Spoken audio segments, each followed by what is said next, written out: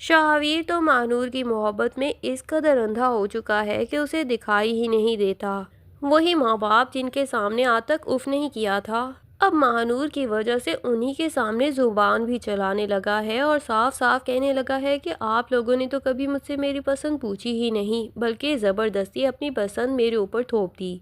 اور ماہنور کے گھر کے باہر ایک بندہ جسے پہلے ہی ماہنور لوٹ لاٹ کے کھا چکی ہے، وہ شاہویر کو سمجھانے کی کوشش بھی کرتا ہے کہ بھائی بار بار یہاں کے چکر کاٹ رہے ہو، آخر کس کے پیچھے؟ جس لڑکی کے پیچھے تم لگے ہوئے ہو وہ تمہیں سڑکوں تک لے آئے گی، تمہاری یہ گاڑی، تمہارا گھر، کاروبار کچھ بھی ہوگا سب بکوا دے گی اور بھیکاری بنا کے چھوڑے گی، پھر جا کے آنکھیں کھلیں گی۔ لیکن شاہویر اس کی باتوں پہ دھیان ہی نہیں دیتا اور الٹا اس کو بھی ڈانٹ ڈپٹ کے بھگا دیتا ہے کہ کیا مسئلہ ہے۔ شاہویر تو ماہنور کے خلاف ایک لفظ تک سننا نہیں چاہتا اور ایمان اس کے سامنے جتنا گڑ گڑا کے منتیں کر کے اپنے پاس واپس آنے کے لیے کہتی ہے، اتنا ہی اس کو ایمان سے مزید نفرت ہوتی جا رہی ہے۔ ایمان تو یہاں تک کہہ دیتی ہے کہ بھائی چاہے مجھ سے کبھی بھی بات نہ کرنا، پر دوسری شادی مت کرو، میں تمہاری نوکرانی بن کے رہوں گی۔ پر شاہویر صاف کہتا ہے کہ بھائی تمہارے اور تمہارے بچے کے خرچے تو میں اٹھانے کے لیے راضی ہوں، لیکن مجھ سے کوئی اور امید مت رکھنا،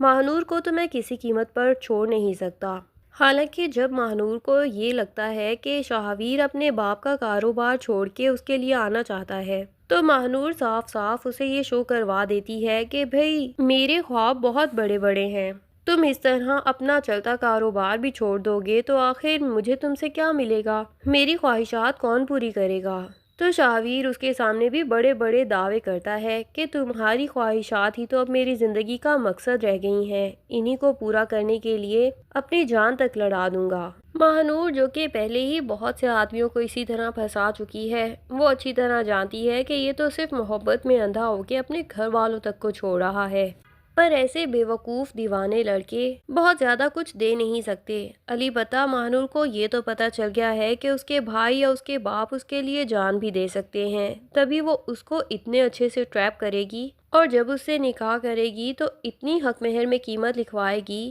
کہ اس کے گھر والے اپنا کاروبار یا گھر بیچ کے بھی اس کو بچانے کے لیے یہ قیمت ادا کر دیں۔ امبر آصف کی یہ پریشانی بھانپ جاتی ہیں کہ وہ شاہویر کے رویوں کو لے کے بہت زیادہ اپسیٹ رہتے ہیں، لیکن وہ آصف سے صاف صاف کہتی ہیں کہ ہمارا ایک بیٹا نہیں بلکہ سب بیٹے ہی اب شاید دور رہنا چاہتے ہیں۔ المیر اور فبیہہ بھی مجھے یہ کہہ چکے ہیں کہ وہ اپنے الگ گھر میں رہنا چاہتے ہیں۔ آصف کہہ دیتے ہیں کہ میں ان سب سے بات کرتا ہوں، لیکن امبر انہیں سمجھاتی ہے کہ ہمیں کسی سے بات کرنے کی ضرورت نہیں، ویسے بھی وہ سب سے چھوٹے سے بات کر کے تو دیکھ ہی چکے ہیں جو باپ کے آگے سے لڑنے مرنے تک کے لیے آ گیا تھا، باقی بھی آخر کیا ہی جواب دیں گے۔ امبر صاحبہ پہلے سے جانتی تھیں اور وہ نہیں چاہتی کہ ایسے بڑھاپے میں آصف ان کا ساتھ چھوڑ کے چلے جائیں، تو وہ صاف صاف کہتی ہیں کہ میرے لیے آپ کی صحت سب سے زیادہ امپورٹنٹ ہے، پھر بچے ہمارے ساتھ رہنا چاہتے ہیں یا نہیں رہنا چاہتے یہ ان کی اپنی مرضی ہے، ہم ان میں سے کسی سے بھی کوئی بات نہیں کریں گے بلکہ ان کو پوری آزادی دے دیں، وہ لوگ جیسا چاہتے ہیں ویسا ہی کریں۔ تو آصف صاحب جو کہ شاہویر سے بھی پہلے ہی پوچھ چکے ہیں کہ کیا تم واقعی اس لڑکی کے لیے اتنے سنسیئر ہو کہ ماں باپ کو چھوڑ کے بھی اس کے ساتھ شادی کر لو گے، تو شاہویر صاف صاف جواب دیتا ہے کہ میں ماں باپ کو ہی نہیں ایمان کو بھی چھوڑ دوں گا، مجھے اپنے اس بچے کی بھی ضرورت نہیں، پر ماہنور میری محبت ہے اور اسے میں بالکل نہیں چھوڑ سکتا۔ آصف صاحب تو اپنا دل پکڑ کے بیٹھ جاتے ہیں کہ پتہ نہیں کون سی لڑکی ان کے بیٹے کی زندگی میں آ گئی ہے جس کی وجہ سے وہ سب کو چھوڑنے کے لیے راضی ہو گیا ہے۔ اور پھر جب وہ المیر سے پوچھتے ہیں کہ کیا تم یہ گھر چھوڑ کے جانا چاہتے ہو اور اپنے سسرال والوں کے ساتھ واقعی بزنس کرنا چاہتے ہو، تو المیر بھی جواب دے دیتا ہے کہ اپنے بیوی بچوں کے سکون کے لیے میں تو یہی چاہوں گا۔ اور پھر فبیہہ کے والدین اکیلے ہیں، انہیں اپنا کاروبار سنبھالنے کے لیے بھی کوئی چاہیے،